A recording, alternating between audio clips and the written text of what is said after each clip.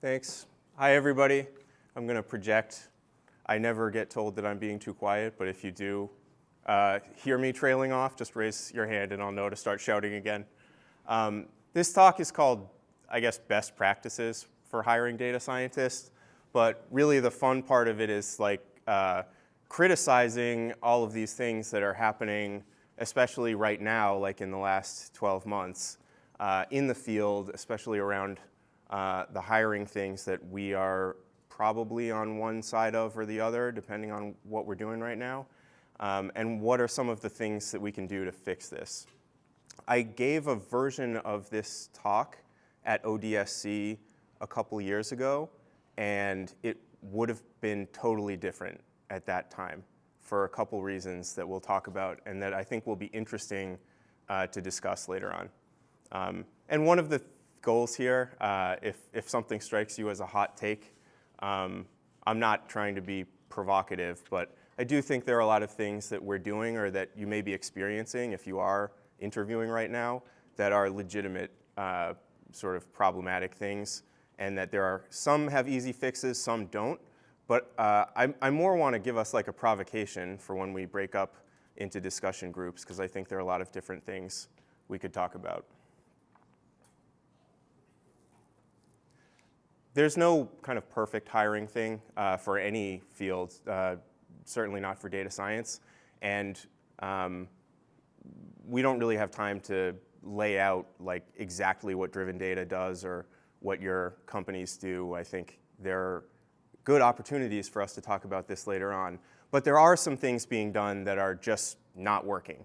And some people know that they're not working, and they keep doing it anyway. And I want to say tonight that we're not picking on anybody, and I think for a lot of people involved in this process, they didn't create it and it's not their fault, but they may have some ways to change it or give input that can fix some of these things. And another motivation is just talking about what people are saying. So I spent a long time, probably 6 months a couple years ago, talking to data science hiring managers to understand what was happening out there as part of a project at that time, a research project. And I'll talk a little bit more about that. But I got a lot of very frank feedback from hiring managers, from sort of VP of engineering, head of data science people, about why things are the way they are, and some of the thoughts they had about ways that we could change it. So there are going to be some actionable tweaks here, and some of them are more hirer focused, but I think even if you're someone who's interviewing, understanding the thought process and what's going on that side of the table can help you tailor what you're doing for better chance of success there. And then at the end of this, I'll talk a little bit about how LLMs have changed this whole kind of, the key takeaways are a little different than they were. And that involves async work and other stuff that we'll talk about later. But I would love to hear people during the discussion part or afterwards if you want to talk to me. I'd love to hear thoughts on this too.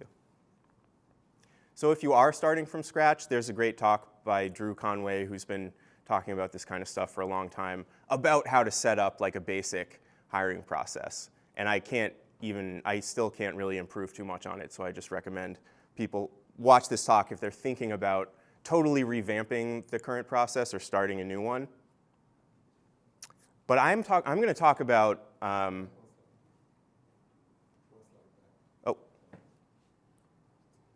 yeah. This is from ODSC 2018, so this is 7 years ago, but still good stuff, still stand by all of it. Maybe some of the things we talk about tonight, you would tweak certain things you see in this, but as a starting point, it's fantastic. Where I'm coming from on this, like I mentioned, was I sort of, driven data, I should say, we're a data science consultancy. We work with all sorts of different organizations, for the most part nonprofits, NGOs, public sector, but we also do some corporate work. And one of the fun things about that is that we get to see inside like dozens and dozens of different teams and organizations and how their HR does stuff and hiring managers work. And every now and then, we don't do like recruiting or hiring as a service a lot, but sometimes our existing clients ask us to help them. Like if they don't have any data scientists, how are they going to evaluate if they're building a team? So sometimes we do that for them. And just by observing what was going on out there, I got really interested in how people set up the processes that they have and how a lot of the data science ones came from adjacent fields where the practices aren't the same, and so it didn't really make sense. And I was also kind of inspired by, there was this ethnographic interview study about MLOps that I thought was really interesting, because you kind of get to see inside other teams that you wouldn't necessarily understand. So I spoke with a lot of people, all different kinds of organizations. And I can extract some high-level patterns here and give us some stuff to talk about later. So first we should say, maybe the talk is wrong. I'm open to argumentation. Is data science hiring harder than other kinds of hiring? I think that it is. And I don't think I'm saying that just because that's the pain that I experience and that other people in our field experience. I think it is actually harder. And there are a few reasons for that.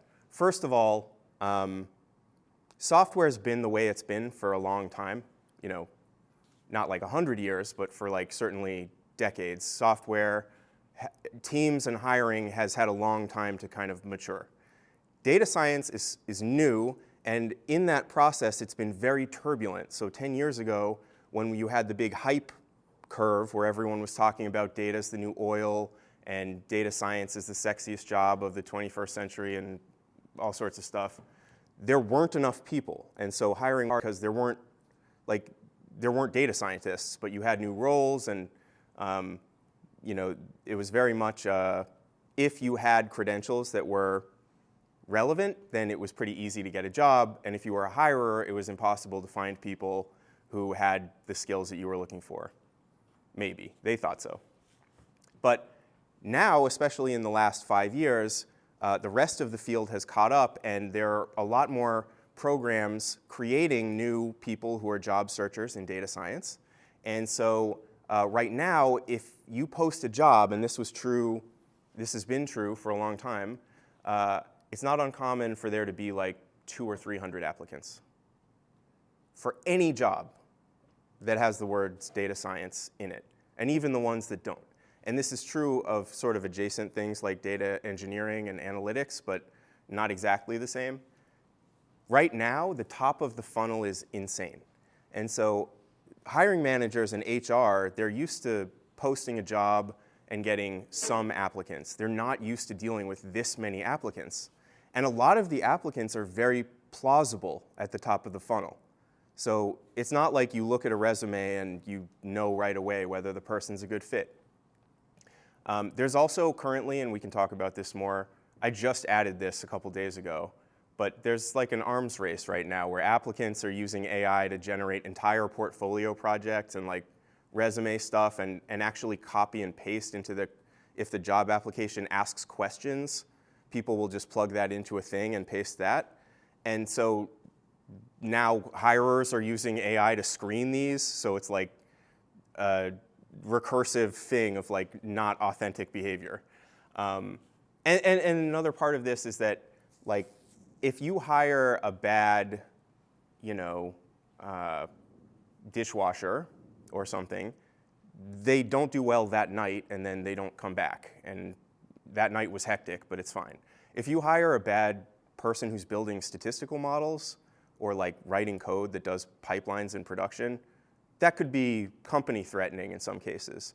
And so people are extremely, extremely reluctant to hire, and so they turn the filters really high and it makes it really hard.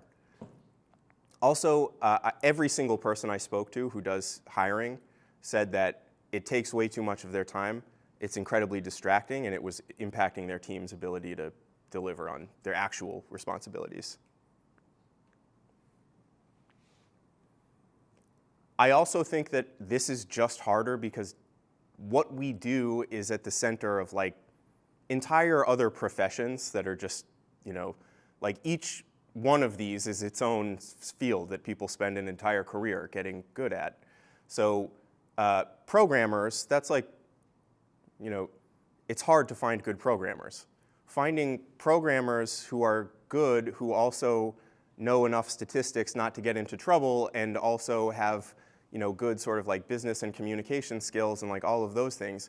These are and filters that make it just more difficult to find people that fit the job descriptions that we have.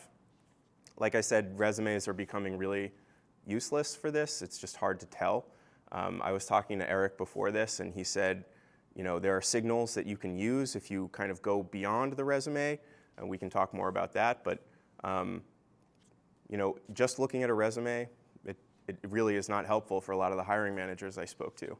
And the same is it's kind of true of advanced degrees, and to some extent even past roles. We can talk more about why in a few minutes. But we look for all these things as a proxy for whether the person's going to be a good fit with the job description we're trying to fill. And they're increasingly not good. So part of the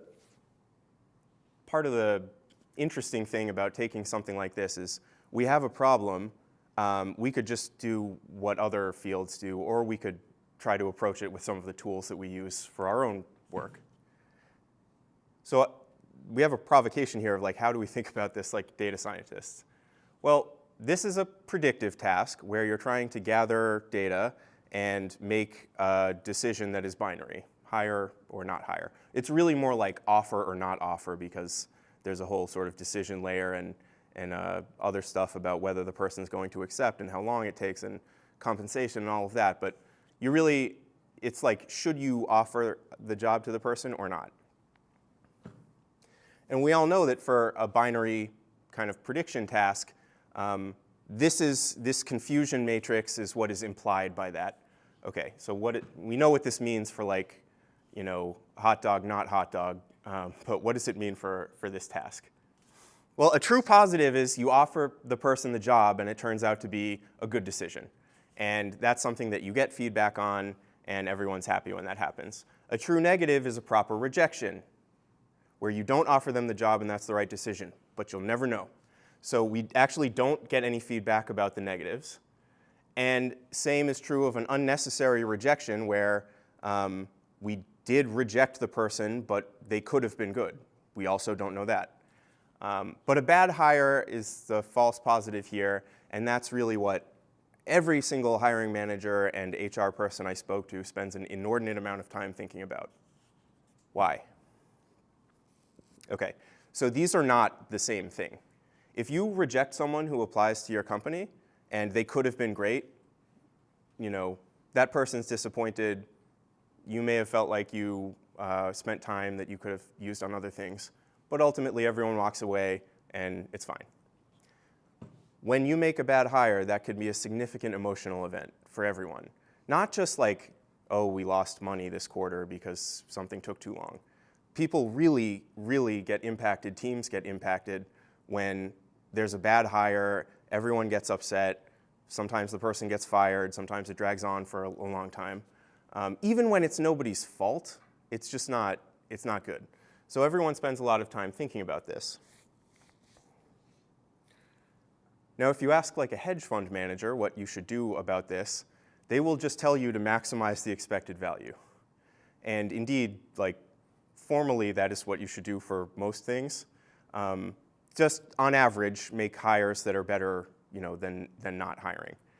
And what people actually do is they try to minimize the maximum amount of regret that they feel for making these decisions.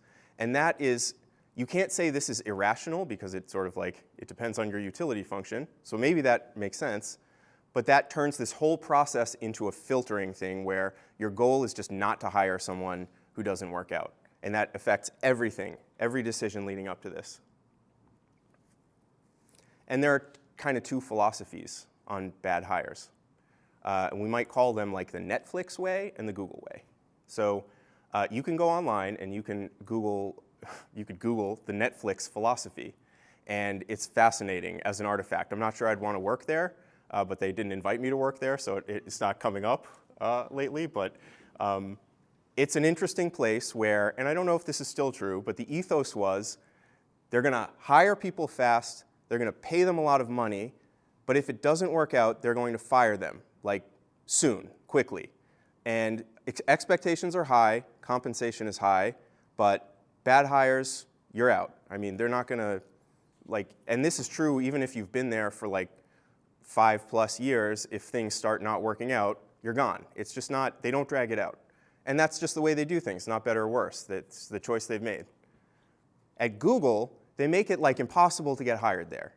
But once you're in, it's like, if you talk to people you know at Google, it's not like nobody ever gets fired, but it's like, it's a big thing. It doesn't happen that often. I mean, layoffs happen, like reorganizations happen, but you know, someone getting fired is rare, and that makes everyone nervous. Like, am I going to get fired? You know, it's like, it's emotional in a way that it's not at Netflix.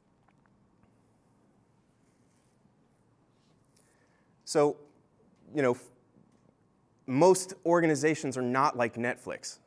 Most of the organizations that I've encountered out there, and you know, probably a lot of the ones that you all are at, are more like Google, maybe not in the filtering process, but they really, really don't want to fire people. Okay, so if that's our goal, let's just take that for the moment to be the goal. What should we do? Should we just be really, really tough and make it hard to get hired like Google does? I want to go back to thinking about this like a data scientist, because you can answer that question in a lot of different qualitative ways, but it might help to think about it in some quantitative ways. So there's this whole, the math's not important, but there's this whole way of thinking about testing called item response theory, where basically the questions on like the GRE or the GMAT or the SAT, the questions have a difficulty level, and everyone taking the test has an ability level. And the questions that they answer correctly are a function of how hard that question is and how, you know, prepared they are, all boiled down into one parameter. And this model is the 1PL, and it's the simplest way you can think about these things. And as a first pass, it's not bad. So if we apply that to what we're doing, we ask a bunch of things, and we'll talk about like what we ask in a minute, but we ask a bunch of things, and we try to make it hard, and if the person is good enough, we hire them. But actually, very few people, and certainly not the SAT and GRE researchers, are using the 1PL model because it's not good enough. It doesn't capture enough of the richness that comes from these things. Another of the parameters, when you add one layer of complexity to this, is called discrimination. And that's how good, for at any difficulty level, how good each question is at separating the people below that level from the people above that level. And it's sort of like, when you visualize it, it's like a steepness. And we'll come back to this, but I want to use this idea of discrimination to think about how we take someone that we know very little about and quickly ask them the things that will get us to know whether they're good for the job that we're hiring for. So this quote comes from one of the people that I interviewed, who is a people analytics partner at a FANG company, and that's like one of their kind of HR people, but ones who focus very much on technical hiring. And she said, "We wish we could show a radar chart for a candidate about what was evaluated and how advanced they were in each of those skills and how certain the interviewers were. And then hiring managers could look at all of this together and make an informed decision based on the job description. And right now, we can't do that. And I imagine most of us who've been involved in hiring, we would also wish for something like this, and that's not what we end up with when it's time for everyone to sit around and make the decision." So if we want to get the most information, like we're all spending so much time on hiring, doing tech screens and interviews and meetings where people talk about candidates, how would we get the most information from that time that we spend? And there's like, people have been looking into this for like 100 years. And this is one of those things that's interesting because the results over time have been pretty consistent in some ways.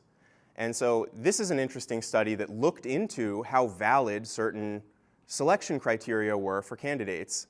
And it tried to sum up a really long time in terms of research and figure out which of the things were best. I want to call out a couple things here. So the one that absolutely is the highest and way higher than a lot of the things on here is this thing, work sample tests. We'll talk more about that in a minute. Other things that worked pretty well were structured interviews and job knowledge tests, where a structured interview is something that a lot of planning has gone into and a lot of data is captured from. And a job knowledge test is something that asks the candidate a lot of questions about the work that they'll be doing. I just want to show one big difference here between structured interviews and unstructured interviews.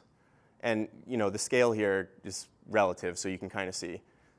Unstructured interviews are not terrible, but they're way worse than structured interviews. And both of those are not as good as work sample tests. This other thing you might notice up here is for basically like an IQ test, which is not legal, I think, and also it's just not a common practice, so we don't do that. So we have to find other ways to figure out if someone's going to be good. But some of the things that are really not good here are years of education, age, interests, like job experience, you'd think would be really helpful. They're not. So what are these things that work well? What are work samples? Okay, so there are different kinds of work samples, and they're very divisive, apparently. If you go online and you look at places where people give candid feedback, like this is from Blind, I think, people think that you're either doing like live coding or take-home tests, and these are the work samples that commonly get used in like software and data jobs. And it's crazy because some people think that case studies, like take-homes, are the only valid way to do it. And some people think that those are terrible, abusive, not a good indicator of skill, and would only do like a live coding exercise. And some of these discussions get really heated, and there are perceptions out there that I think are not very realistic, but it's worth being aware of if we're in this field.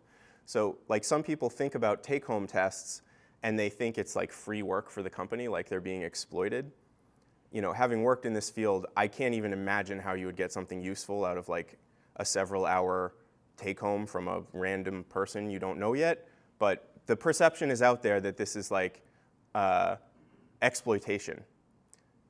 Though there's a grain of truth in this, because when you are asking someone to do a case study, you're asking them to use free time, which could be family time or decompressing from work or just having a life. And so we are making an ask of people when we ask them to do a case study. It may be the right answer, it may be worth it, but we need to be aware of this perception as well as the ask that we're making. But then there are people that say they prefer take-home projects because when they're asked to do something on the spot, they get really nervous. And that's very common, and I don't think it's a good indicator of whether someone's good at their job or not, because most of us don't work with like a couple people looking over our shoulder and being sort of like weirdly neutral and not helping. That's just not a thing about jobs for the most part. So as a test of whether someone's going to be a good fit, live coding can be really stressful for some people, and it's not a good simulation of the work. Excuse me. So, I mean, there are opinions here. If you go in any of these discussions, it's interesting in some ways, but it always boils down to the same sort of camps. And so once you read a couple of these threads, you really don't need to read them anymore. But some people are just, generally upset about this. So this is like Reddit's idea of what the choice is. Do we give people take-home assignments for work samples, or do we do like a live tech interview where we have people code either on the keyboard or on a whiteboard? And I just want to say, this isn't true. It's not true empirically from talking to the hiring managers, but it's also, it's like you can think about a lot of different ways of doing things, doing work samples, that don't fall easily into one of these and make things nicer for the candidate. So just to break this into like a four-square, which we love in consulting, work samples you can kind of think about as being done together at the same time versus not together, not at the same time. And also you can break them down between being like at the planning and idea level or being like the coding level. And there are different kinds of things, all of which can give you a lot of good signal about the candidate. So there's the take-home assignment. We all know those. That's like sort of a 4-hour task that's kind of like the job you're going to do. and then it gets reviewed. But there's also the live pairing, and we all are familiar with that probably, where it's like you get given a problem and you have to do it together. But then there are these other things that very few people use, but some of the hiring managers I spoke with who do use them said they were incredibly discriminative. They didn't use that word, but going back to our idea there, they were really good at separating people who knew what they were doing or had good ideas about it from people who didn't really have the experience or didn't have like the judgment from their experience. And some of these are like having a design discussion about how you would build like a machine learning system, or how you would think about a new, like, let's say the board comes to you and your manager and says, we want to use LLMs for X. How would you sort of take that vague thing and turn it into some ideas that people could respond to or scope out a project? Another thing is coming up with a design document which is similar, but that's like specifically, here's the task, very specific, like ML, AI, whatever, general data science task. How would you plan to do this? Plan the work. You're not coding, but what are the steps? What would you be concerned about? What are the things that need to happen? What are nice to haves? All that kind of stuff.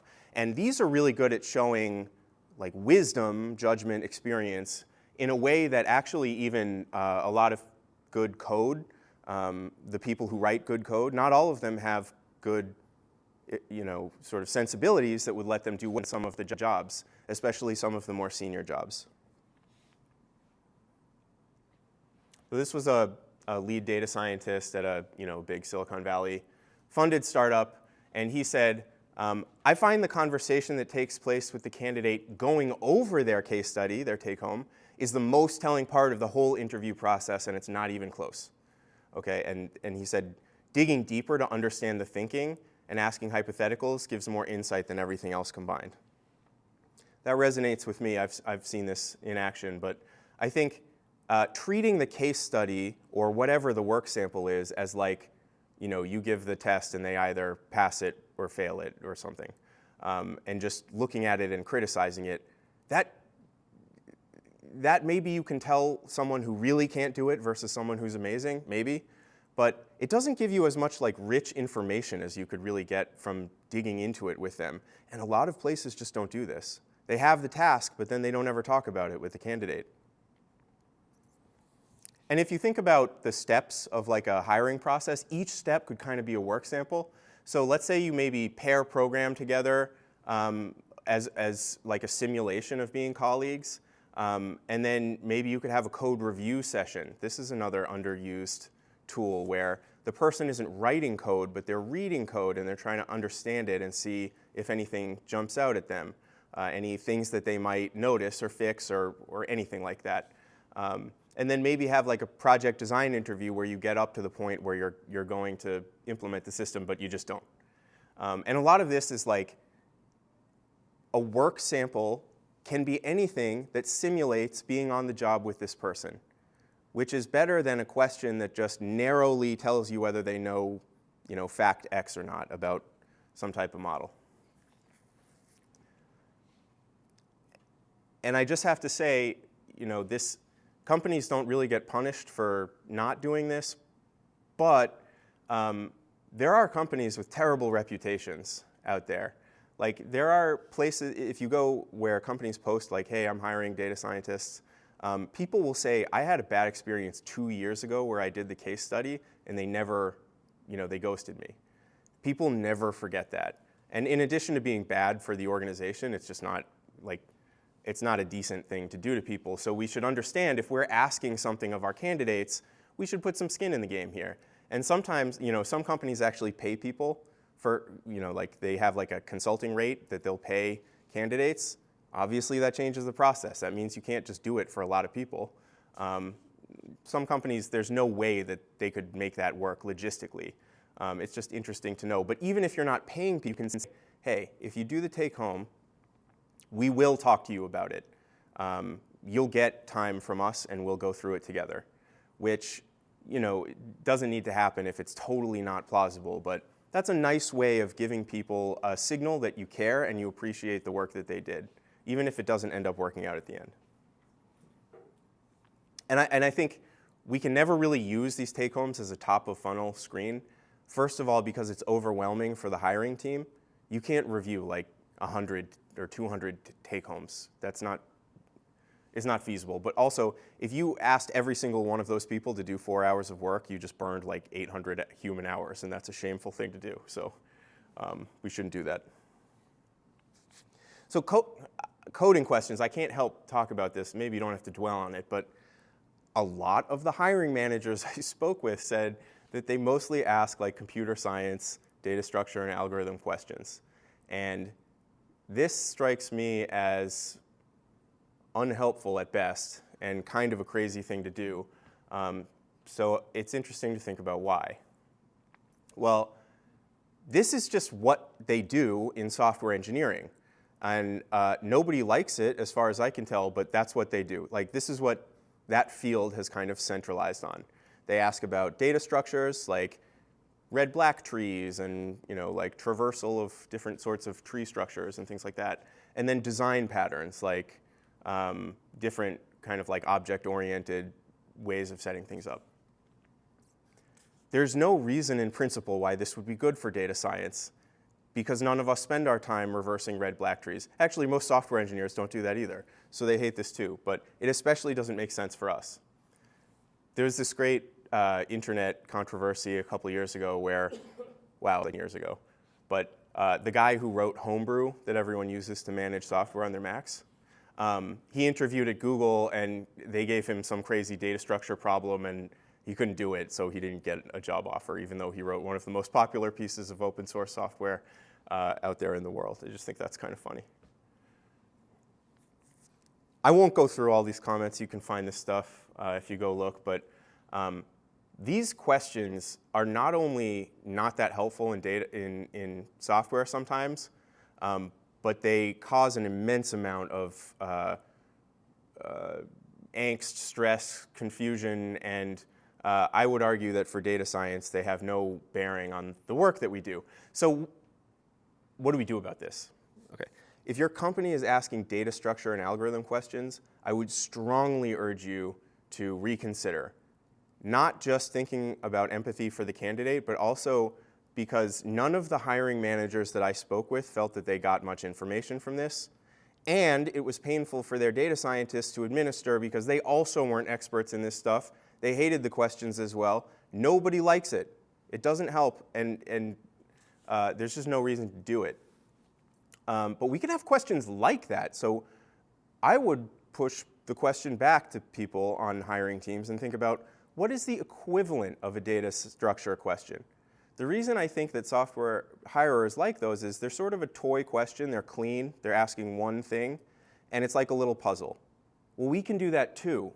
But if we do that, we should make it about data analysis or like modeling or anything that's not just about computer science stuff that a lot of our best data scientists, even if they took the classes, they probably don't remember some of the trivia about like dynamic programming and other sorts of puzzles that people give. So we can have candidates write code, yes, but there are other ways to do this as well. Like, we can have the candidate code review somebody else's code. We can have the interviewer write the code. That's another interesting pattern I heard from some hiring managers, where if you know that the person can look up syntax, like let's say you're giving a SQL question, writing a query, you don't really care if the person remembers the syntax for a window function, but you want them to be aware of that concept and know that they understand it. You can have the interviewer kind of say like, okay, like here's the setup, how would we think about writing this query? And then he or she can write the code so that the syntax isn't the question, it's the understanding that's the question. And we can flip the tables. It's highly underused in this interviewing process. The last thing I'll talk about is knowledge questions, where this is where we're just asking people things like, how does like a gradient boosted model work? And that is an important part of the mix. We can't really not do that because we have so many different areas to cover. Even if you don't need the person to be the world's foremost expert in whatever you're trying to get at, you need to know that they understand like enough, depending on what the job is. And there's this class of question I like to call theoretically in scope. that is sort of the bane of job seekers' existence and doesn't help hiring managers. And the reason I call these theoretically in scope is because, so if we go back to this slide, yes, statistics is part of the whole package. Data scientist, some people have more, some people have less, but you need to know enough so that you don't use a model that's inappropriate, involves assumptions that don't hold, or won't give you answers that are correct. That's the cardinal sin in our field. It can't happen. So we do need to assess people's, preparedness there. But what a lot of interviewers do, especially if you just throw a data scientist in there, they'll ask whatever last thing they looked up on Wikipedia, because that's like interesting to them and they remember it. And questions like these drive people crazy because, yeah, you're supposed to know statistics, and like, if you put me on, I like statistics, and if you asked me this on the spot, there's no way I would remember the equation for it. I could maybe like hand wave a little bit, but that almost sounds worse than just not answering. It's theoretically in scope because you kind of are supposed to know statistics, but it just really tells you whether this person has a PhD in statistics or happened to look this up recently, or they're just really, really into this type of knowledge. And this is not the kind of thing that tends to come up. If you're hiring someone for a PhD statistics level job, by all means, because this is a work-relevant question. But for the vast majority of us, when we're candidates and we get asked a question like this, it's beyond embarrassing. It's like, it's bad. It doesn't help anyone. It doesn't make sense. No one's better off for this. Uh-oh.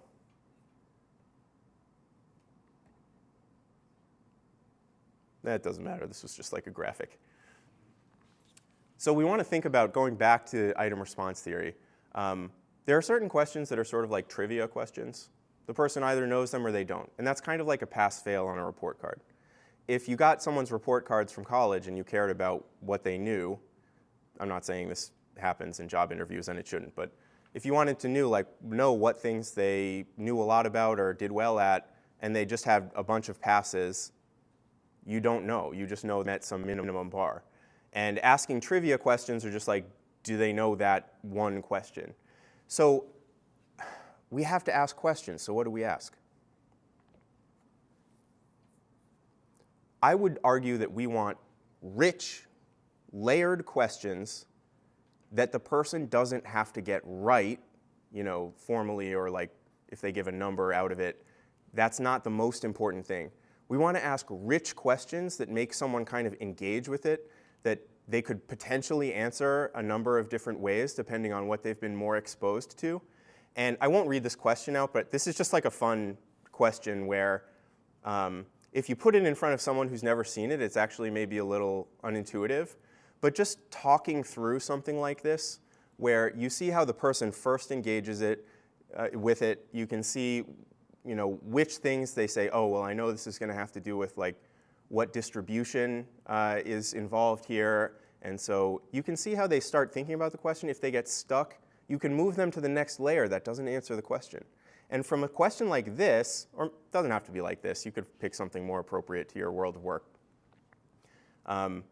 You can really get a good sense for the person. Like, do they know a lot of statistics? Or are they more like they come to an answer that wasn't actually correct but had the right thinking, and it was from more of like a machine learning perspective or whatever? Were they approaching the problem by simulation, computationally, or were they approaching it like trying to solve it in closed form? All of that stuff lets us get to know this person as a data scientist and figure out a little bit more when we're talking about, okay, here are our last 5 people, who do we want to make an offer to? It gives us more things to talk about when we're trying to assess fit. The whole idea here is just to get a more holistic view. All right, so that all was stuff I could have said 10 years ago. There are some things that are different just in the last maybe 12 months. Okay, so I was just talking to Alan about this earlier, but we have a case study we give to our candidates. We've been doing it for a long time. I think it's fun because it's pretty small, it's pretty well scoped, but there are a lot of different ways to solve it. There are some ins and outs, there are some quirks about the data. You really get a good sense for what kinds of things people do. But I went on this morning to ChatGPT and I dropped it all in. I didn't even give it a good prompt. I was just like, hey, what would you do here? read this thing and just like solve it. The answer that it gave for exploratory data analysis, I will say, was not particularly inspired, but it would jump someone ahead like an hour and just take all of the, I won't say joy, but like all of the engagement out of working on this, because they'd just sort of like follow the steps and they'd say, these plots are kind of crappy and not good for the problem at hand, but I'll just do some more. And so, okay, that's the exploratory data analysis part. How about the modeling part? Now the modeling in this case study is interesting, because you can use classical models from statistics, you could use machine learning, you could just brute force it with simulation, you could come up with your own weird metric. All of these things basically work. It gives us a lot of information. But I plugged it into ChatGPT and I asked it how it would solve it. It gave me like most of the plausible ways you could go about it, and it started spitting out, I asked it about one of the ways, and it started spitting out really cool PyMC solutions to it. So can we give this take home? Well, that depends on your view of human nature, I guess. I think it's problematic at this point. I don't know how we're going to approach this next time we hire. But it will be on our minds that if you give someone a take-home,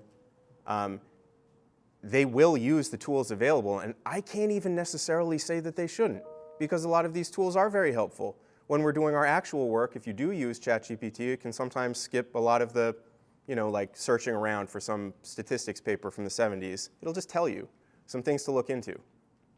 So I don't know how we'll deal with this, but that's now in the mix. I don't know if take-homes are going to be viable in the long term. Okay, but we could still do a call with people, right?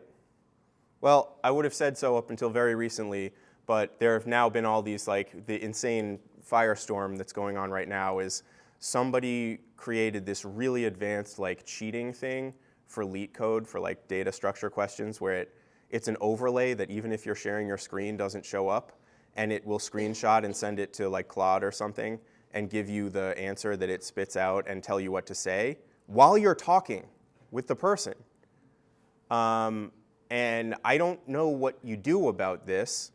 I think that data structure and algorithm questions are a little bit burned, at least on remote calls, or people have to assume that they could be talking to somebody who's being inauthentic.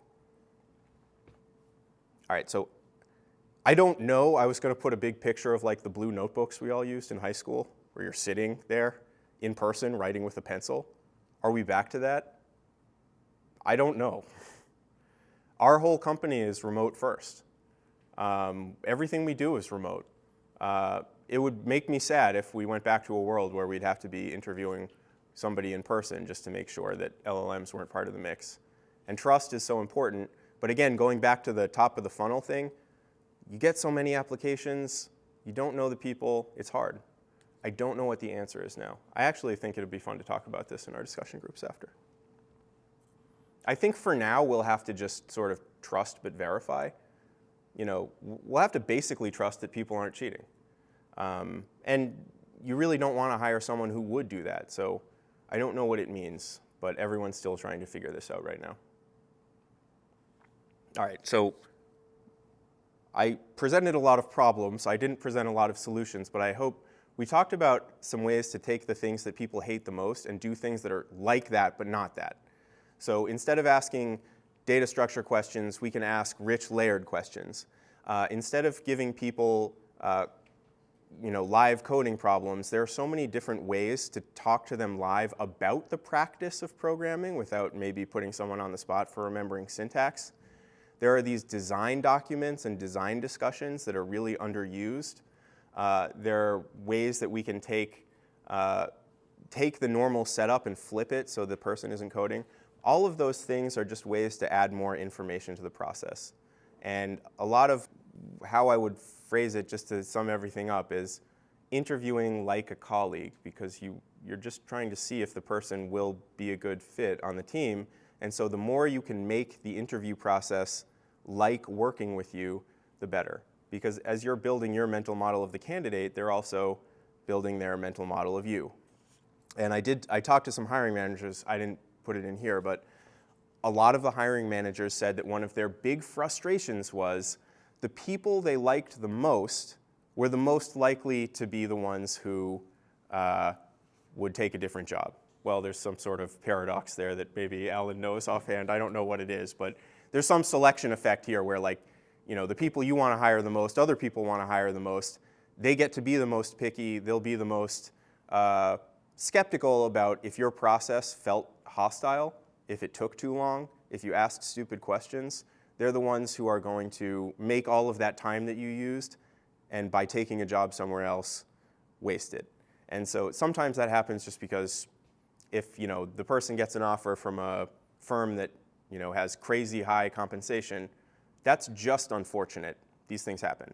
But if it happens because our interview process was unfriendly and a time waster, that's more tragic.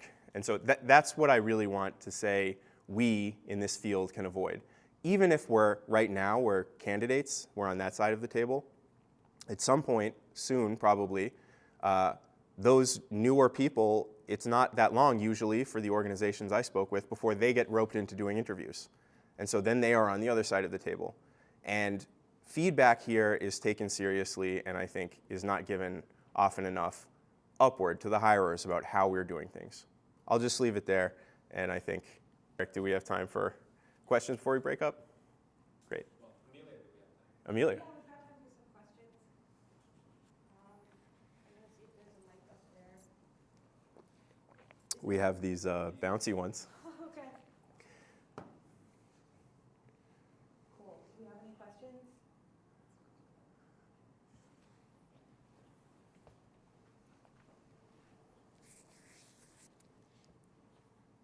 Did you think about asking questions to discover the ability to take advantage of an LLM instead of being afraid of them being an LLM? Yeah, I was actually just talking to a friend who's a data science hiring manager a few days ago, and he said they just added a part of their process where they have like a task, and part of it they have the person just do, like use pandas to explore this and tell us what you find. Is there anything unusual, stuff like that. And then they give the person another task that's actually more complicated that would not be feasible in general to do in like half an hour, 45 minutes, but they ask the person to use, I think they set them up with Cursor or something, and they're like, you don't have to have experience with this tool, but you can ask questions here, and you can, you can use the AI, like try and skip as much work. And that only, I think, is fair because they're putting in the job description that that's how they work, and they want people who are using these tools. It's an AI company, so this is part of the thing is they want people to know how to use these tools and like what they're good at. It would feel a little unfair and out of scope if you just sprung that on someone maybe, but I think there are ways that you could set that up in a process where part of the first, in a lot of organizations I spoke with, the first contact they have is a call, often with HR. And that's just like does this person seem like basically reasonable and like establish job facts? But they can be advised that in the next phase they'll be using ChatGPT or something to help kind of like prototype a model or something. I think that's a really cool task. And I think I'm still shocked by the number of people I talk to who haven't ever tried doing that with one of their tasks. I mean, maybe you're not allowed to at work, but you could try it out. And I think we are more and more expected to be conversant about those LLMs and what they're good at. And I think that's starting to be fair game already. So I got a question for you. It sounds like the interview questions that you really want to go for are probing questions. What are the design principles for probing questions? For the Besides just being like, don't ask binary, single word, answerable kind of questions. Like, what are other design principles that you would put in for like designing good probing questions? That's a good question. I think if you're thinking about all of the things the person would be expected to do, this is not true in every organization, but in a lot of organizations, the data scientists are expected to be sort of end-to-end, where they'll do the initial exploration, and then they'll do some prototyping, and then they will actually get that code into production, whether they personally put it there or they pass it off. And so I think talking through all of those phases from like the hiring manager perspective, thinking just as a manager, if you're about to ask somebody on your team, what would you actually ask somebody on your team about that? Like, I'd be okay with this as long as what? What are the things you want them to think about? And so asking the person, like, here's the prompt we got, give them a scenario, like, we got this prompt from another team, and we're going to work on this. How would you plan out how much time to spend on, each phase of the process? And then some of the phases are really good for going back to that idea of discrimination. Thinking about deployment, like models in production, maybe that's not relevant to your organization, and if so, don't ask about this.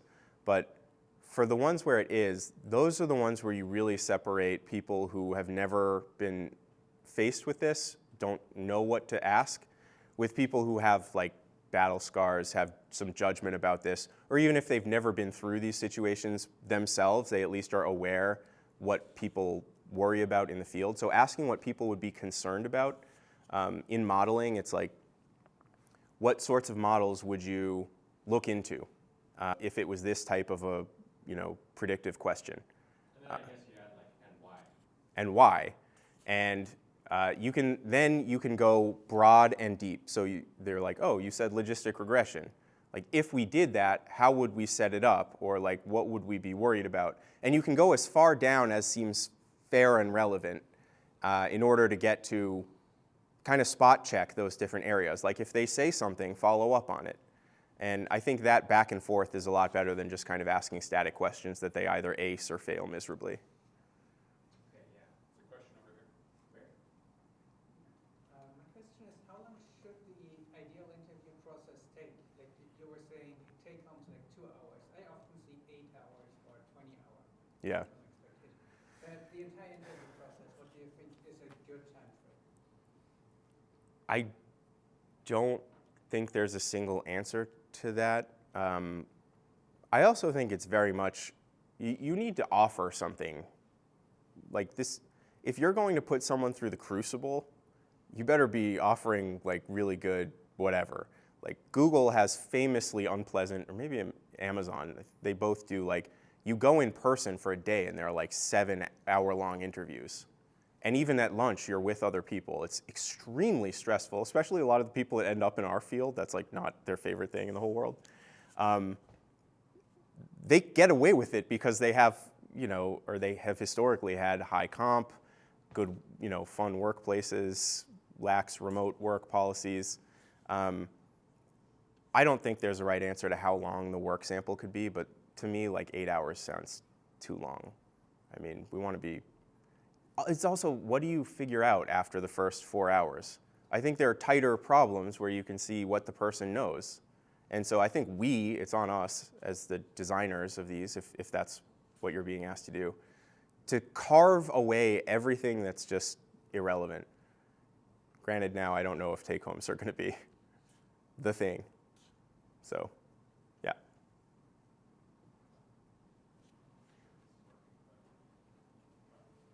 Thank you. I think we've talked a lot about the interview stages. That I think one of the very important step in the hiring process is like resume screening, right?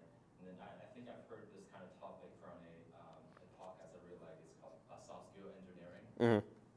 They talk about like people nowadays they just use LLM, all those like AI tools to generate like really job description tailored Yeah. resume, and then that's actually what we've been doing for the past couple years to tailor our resume for like specific companies, and those companies they started to use LLMs and AI tools to filter to screen those resumes, and they ended up like just AI fighting AI.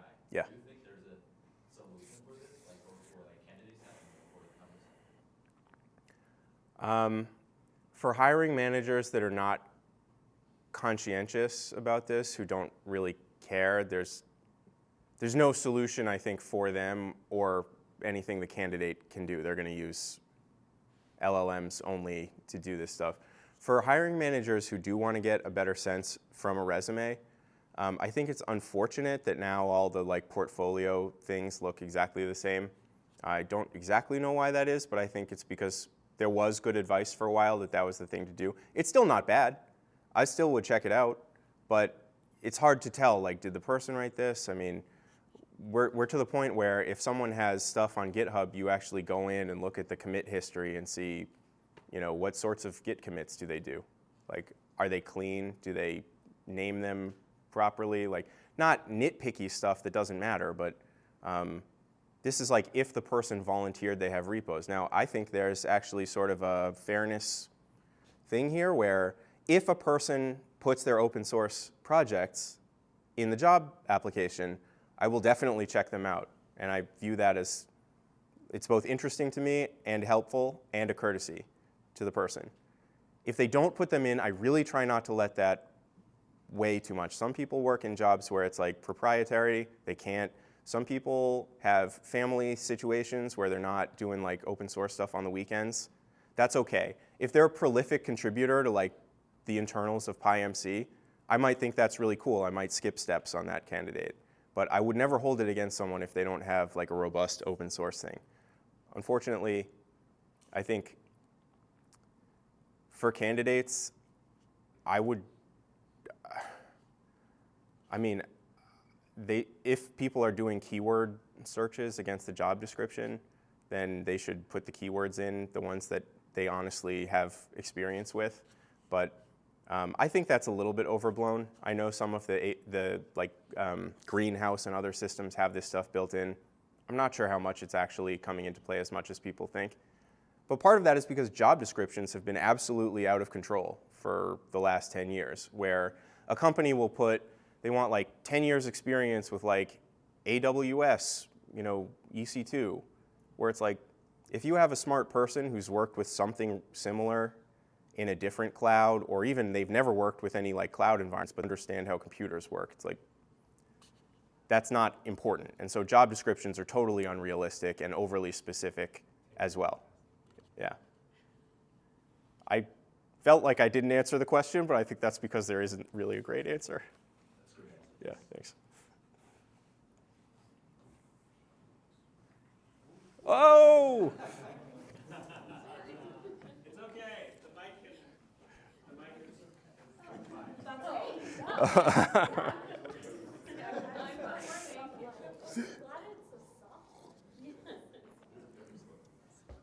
So it's interesting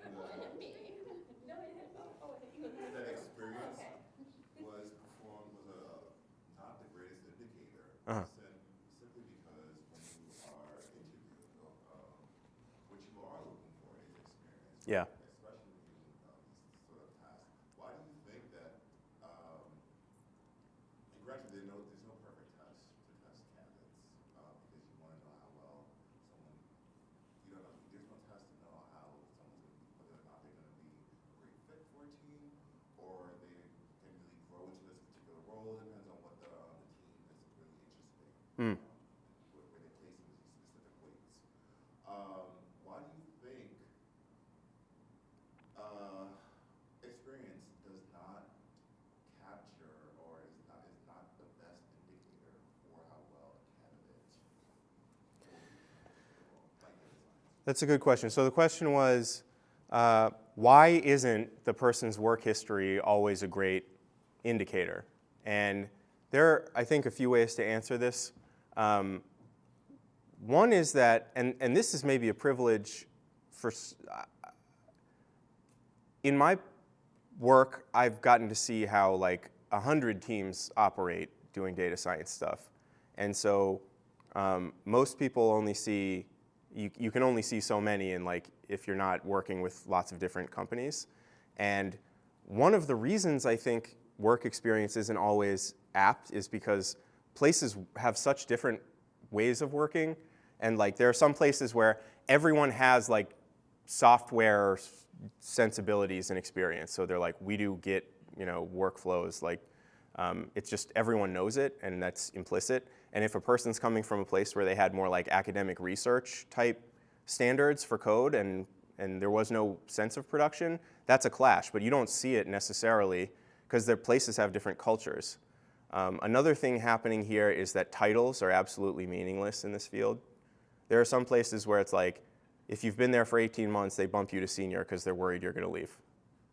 I mean, that's fine, I don't care. But also means the titles don't mean any, they don't like map to a set of skills or experiences in the same way that like actuaries might have. I'm making that up. I actually don't know what they do. So there's that, and then there's just the unfortunate fact, and you can read a lot about this in software, that like it's a known phenomenon that when people are interviewing software candidates, they sometimes have these incredible resumes where they've gotten to be like pretty high up, either as an individual contributor or as an engineering manager, and then they're given like a trivial task and they can't do it. I don't know how that happens, but I have been in the position now, having hired for a while, where people are amazing at talking. Like just the most rich, interesting answers you've ever heard, bringing in lots of ideas and like sound very up to speed on whatever. You talk about specific technologies. If you really, really get down in the weeds, you might notice that they don't have the specifics, but how often do we really do that? And there's really not time for that in all of the things you care about. So there are a lot of people that end up kind of like talking well about things for a significant portion of time, longer than I would have thought possible, but it's a known thing. I don't know. But that means that you look at, oh, they had 2 years, like they were at, like they were at Google, they were this and that. There are some where it'd be hard. If there are companies that just have a reputation for being like insanely hard places, then maybe that's helpful. For a lot of the rest, you have no idea how they assess people, what their practices are, what the titles mean, and so it's one of those things that gets less and less useful. All right, maybe we give Isaac another thank you. Thank you.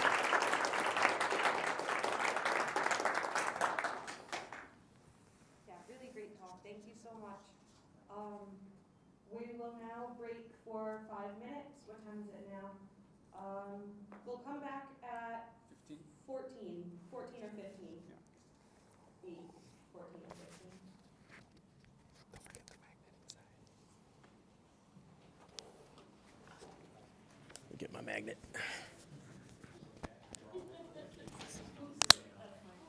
I just got feedback from my teammate, Jackie. She really liked the talk. Oh, good. So that was great.